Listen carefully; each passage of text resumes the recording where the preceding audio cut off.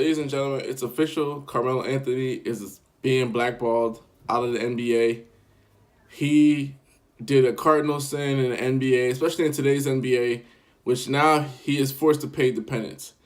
Before I get into all of what Carmelo did, which is a quite very simple thing, and we actually have precedents for what Carmelo Anthony did back in 2002, 2003. I just want you guys to understand one thing, that the media is trying to basically assassinate Carmelo Anthony's character. And in not so many words, because people, when the media says something about basketball, people just grab it like it's gospel.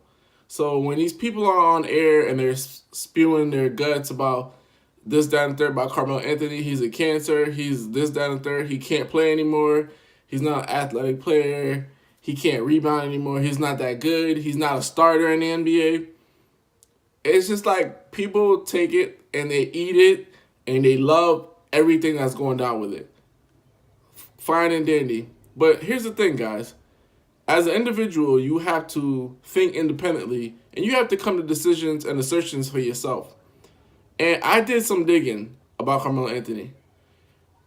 It was, he played about 10 games, 10 to 12 games in the beginning of the season.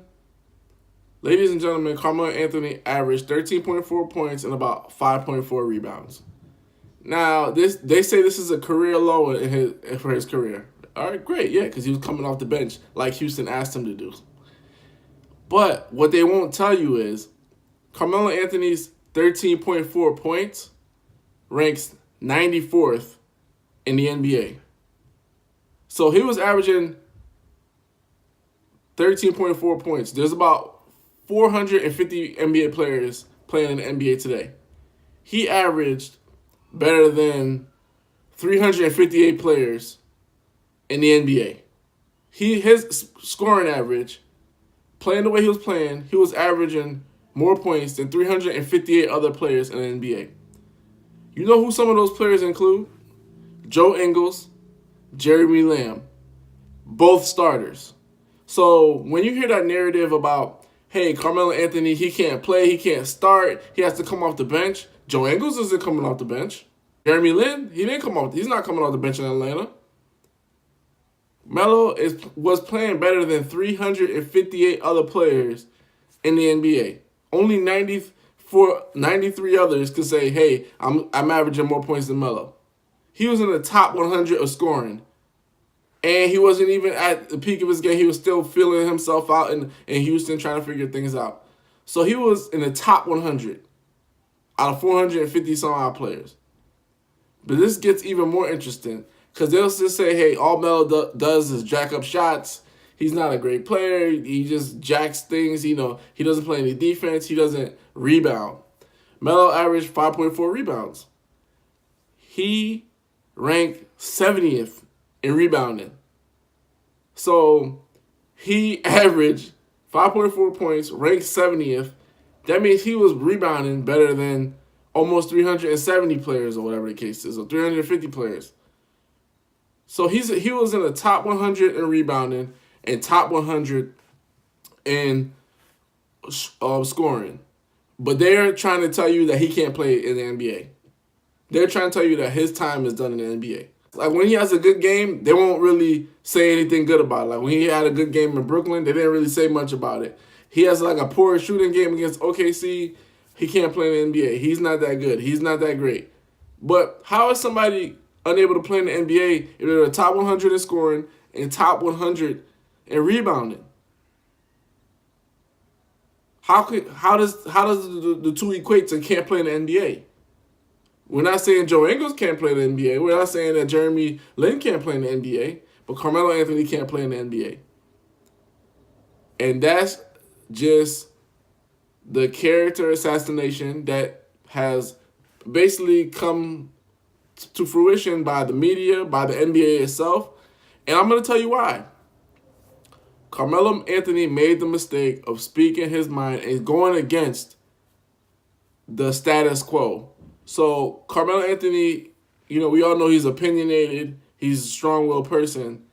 But he made the mistake of openly criticizing GMs, coaches, and the way that he did it, it wasn't blatant criticism. He just disagreed with coming off the bench. He just disagreed with a lesser role. Him doing that in the public, he essentially embarrassed the coaches and embarrassed the GMs that were willing to take a chance on him. So in doing so, coaches and GMs all across the league put him in, started to say, okay, we get Melo, we're going to put him in his place.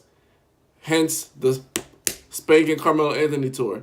This has started with him since Denver, with George Karl saying that he's not a good coachable guy, this, that, and the third. Then they carried over to New York, where they went to the playoffs in the first year. And then after that, D'Antoni, there was a rip between D'Antoni and Melo. D'Antoni quits, and Melo got the coach fired.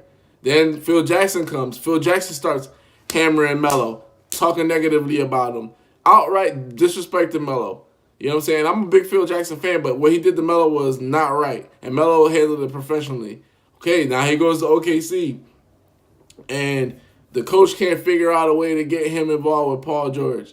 And then now he comes to Houston. He basically speaks his mind about, I'm not going to take a lesser role, or that's not something I'm going to do. And why would he? If he was the first 10 games of the season, he averaged 13.4 points. And there are starters that average that and less. That and less. Why wouldn't he want to be a starter if he know he could put up starters points, starters rebounds? There are starters in the NBA that average 5.4 rebounds. So that being said, he made the mistake of opening his mouth about how he really feels about his role and his position in the NBA.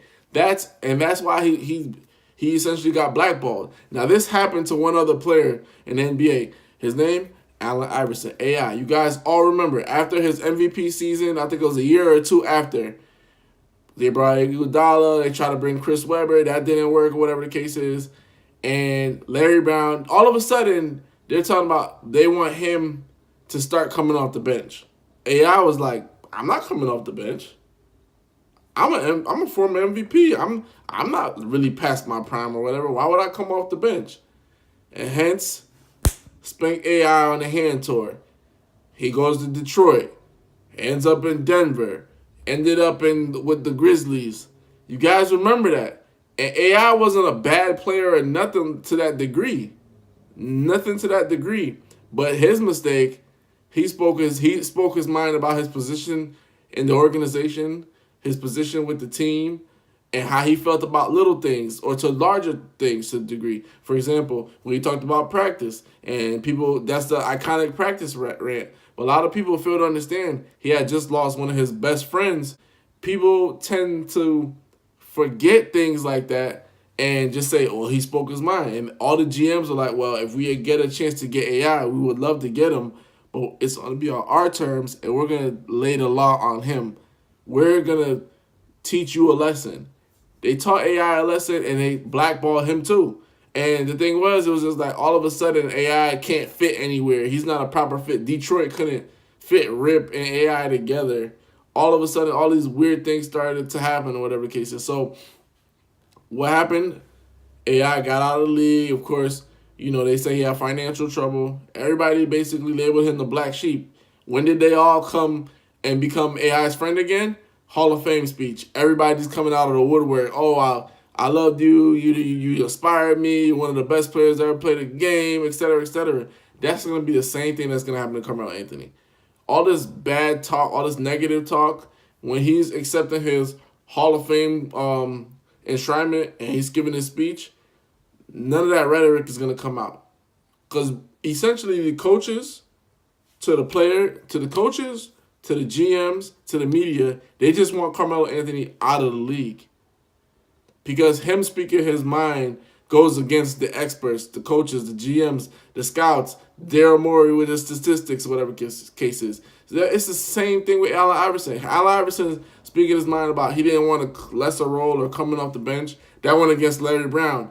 What do we all know about Larry Brown? He's a legendary coach. So him going against Larry Brown in that regard, even though he says like he wish he didn't do that, he said because he was trying to teach me to be a man. It's not really that he was trying to teach you to be a man. He really regrets doing that because that got him out of the league quicker. These players, if they speak out against the coach or the GM or the system, they're gonna get blackballed. They're gonna get blackballed. See, the NBA is a players' league. So if there's something wrong, they want it to be there's something wrong with the player. They don't never want it to be something wrong with the organization, something wrong with the coach. None of that. That's just the bottom line.